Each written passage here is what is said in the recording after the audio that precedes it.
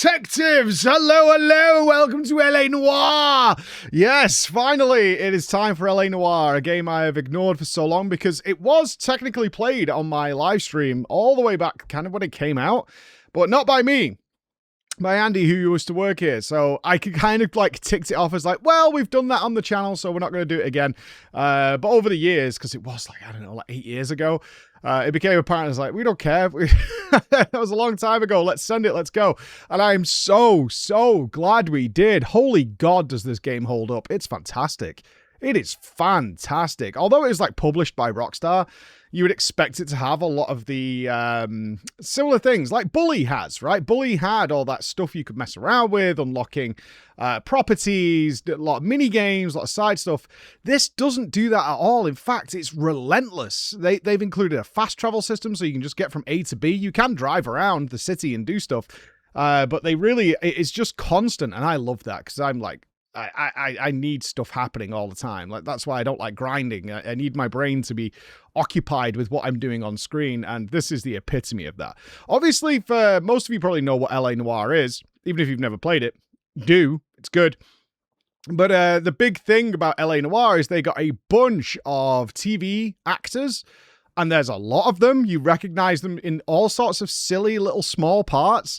They got loads of them and did this really crazy facial tracking stuff, which I've got to admit, guys, when did this come out? I need to do a quick Google while I'm talking to you. LA Noire release date 2011. Wow. 15 years ago. This facial tracking is way better than a lot of the stuff we see today. Like, I don't know how they did this. It's crazy because the main crux of the game is you have to analyze the actors after they make a statement or respond to you and judge whether they're lying or not. And then you have to push them in the correct way. You have a very simple system, which we'll get to in a second, of deciding how to, as the detective, you want to push them to get the proper information out of them. And from there, you will unlock clues and more evidence and things like that you can use later down the storylines in order to come to a conclusion. Now, from what I can tell, you will always pass the case. Like, the story will play out, but you get a grading on whether you would absolute troglodyte moron or whether you did good detective work and everything in between. So I don't think you can actually like screw up the case, at least so far. I've had one very bad one, but it seems like you just feel dissatisfied, and they do give you the ability to like replay the cases once you've done them. So it's like, I really screwed that up. And one thing that's cool is at the end, when you get your grading, it will tell you like hints as to what you could have done. You could have gone back to this location and it would have changed how the story would have played out a little bit. Not a lot, I don't think, but in some way you would have had more information, more context. You would have prevented certain things happening, all that kind of stuff. This is intermingled with a lot of classic sort of Rockstar type stuff. The radio, the conversations between people, the comments that people are throwing at you while you're out in the streets. Ultimately, phenomenal. Let's get in a bit more detail then. Not everything is perfect. One thing that's become apparent after my first day of play is that they really struggled to convey what you as the detective are doing in response to people. You have three choices. In mine, it's good cop, bad cop, accuse. So good cop, and this was very misleading, at least for me. It took a few hours before I was like, I need to stop thinking about what this is based on what it's actually called. Because for me, good cop is you're being nice to somebody to get the information out of them. So if they're distressed, but they're a good person, so they've just witnessed a murder or something like that, and they're withholding something, you might actually want to be nice. In one case, without getting... I have to be careful here because YouTube's algorithm's so nasty. But something happened to a young girl. I think we can all fill in the blanks there. And she's very distressed and she's in hospital. And she's distraught. So good cop indicates that maybe you want to be a little gentle with her and not shout at her, right? To get information out of her. You want to sort of, sympathize with her and try and make her feel comfortable and stuff. That's not what it is.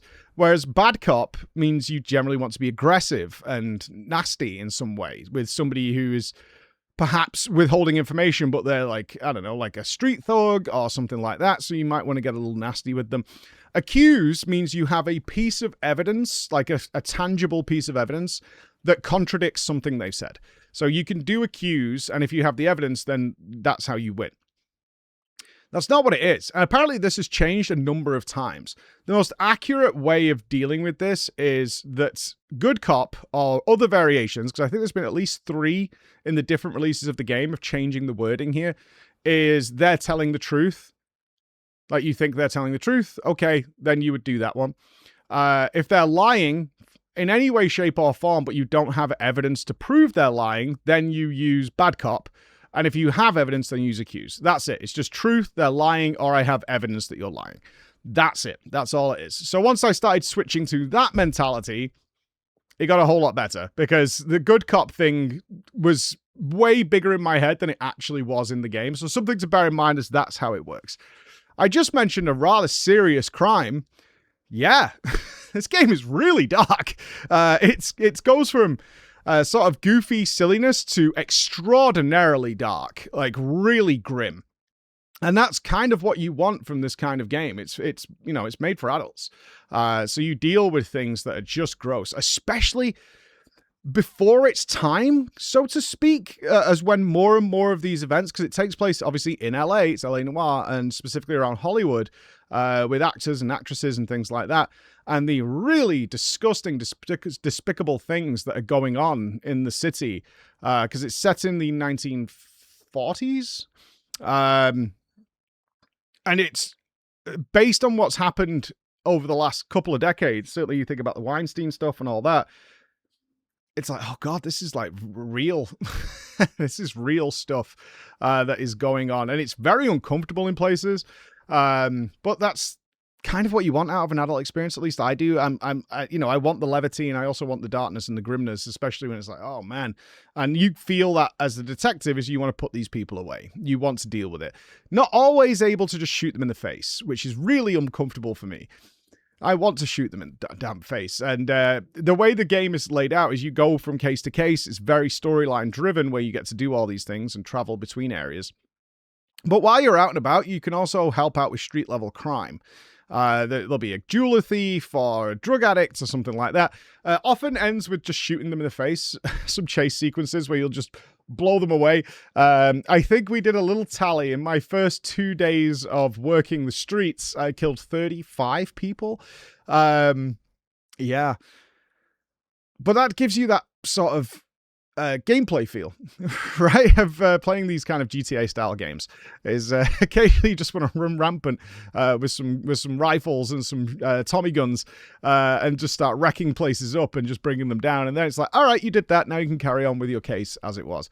Although I will say, in the ranking things, going and doing the side quest, I kind of figured in my head that in a video game sense, the main quest that I was doing, the main case, kind of goes on hold until you arrive at the situation.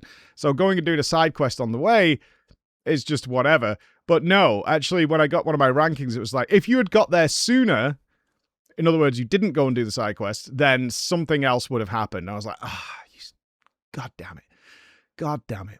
There is a bit of tricky here with this ranking system. I'm sure there's people out there who really want to get... It's out stars, so I think 5 stars is the maximum. But things that get taken into account are property damage and vehicle damage. Like, if you drive into things, you hit property, break it, then you get like a tally of the dollar cost of the things you have done, which then detracts from your final score. Now, you can get around that, because I said there's a fast travel in this game. You could set your location and just get your guy to drive you, your partner, and that just fast travels you to the location, so you have 0 chance of actually causing any property damage. But it's much less fun. So I'm not doing that too often. Generally, if I go and do a side quest or something, then I'll take that. Let's talk about the partners. They're very upfront with the partners that you get, and as you move through the police rankings, you start as like a beat cop, and then you work traffic as a detective, and now I'm working homicide, which I'm really excited for, because now, although most of my cases did involve a murder of some kind, I'm now actively working homicide, and I'm wondering where that's going to go, because the traffic stuff alone led to some really dark things. So I'm wondering where homicide's going to take me. Is you get a different partner as you move through these, and then you have various flashbacks to your time in the military, working with different people and how kind of unlikable you are, which is weird for the protagonist. I really don't like him. Cole Phelps, he's called. He's a real stickler and a jerk. He's not going to be happy if your pencils aren't in order, and he's going to let you know about it. An emotionless kind of husk. He's married, which blows my mind that he's married. He is married. We've not met the wife yet. Apparently we saw her in the introduction cutscene, but I've never met her in-game. So I'm kind of curious when that plays out to see how it goes. But yeah, not likable. But the partners, they really swing, and they have their own personality. There's certain one, Stefan, the Polish partner I had while working traffic. He was great. I love that guy. Once we started to uncover various nefarious deeds, he was like, "Can we just shoot these guys?" And I'm like, "Yeah, dude, we should totally shoot them." And then you get an incompetent one like Ralph, who sucks. He's just an absolute loser, and you don't want to work with him. There's a grander story underway in this game, which I really enjoy. The way it's told is a little odd. You'll find newspapers dotted around the city in cases. I hope I don't miss any. I probably will. But they're not just reading articles like you'd expect in a video game. It actually takes you into a cutscene about stuff that seemingly is nothing to do with you at all. It follows this crazy sort of psychiatrist called Fontaine, shouts to Bioshock, who is helping soldiers who've got PTSD, but he's essentially just drugging everybody and keeping them sedated permanently. And then it follows another guy who's come to see him asking for his help for his ex-military friends, who is starting to see that this is not all it's cracked up to be, but he's also dealing drugs on the side following the World War. He's got access to drugs that he's also selling. So but this is nothing to do with your character. I assume it's going to play out later. In fact, Fontaine has shown up in game now, drugging a stage starlet as she was beaten in order to just get her on the stage, like people slapping her and things like that. And also now big hints of corruption within the police department. And as you are the big stickler, that's not going to fly. That's not going to stand. Oh, this is all to say, wow, this is really good. Really good. This would have to nosedive hardcore to not be S tier. So I want to give that recommendation, and then in the follow-up TDPs that we'll do, talk more about what the story is without spoiling it too much. Because I've done a number of cases now, maybe 8 or 9 cases that have just drawn me in a big, big way, and I can't wait to do the next one. The only criticism I would have is, one, the choice system, not understanding exactly how it works, was a bit misleading at first. And in the most serious of cases, the resolution came a little quick, and I was like, I kind of want to see these guys like hung, drawn, and quartered for what they've done. But at the same time, after you've finished a case, the guys will now talk about that case and the follow-up of what happened. What is the sort of outcome of it? They'll chat about it in the car to give you some level of resolution. But I mean, you know, certain people need more resolution, let's say.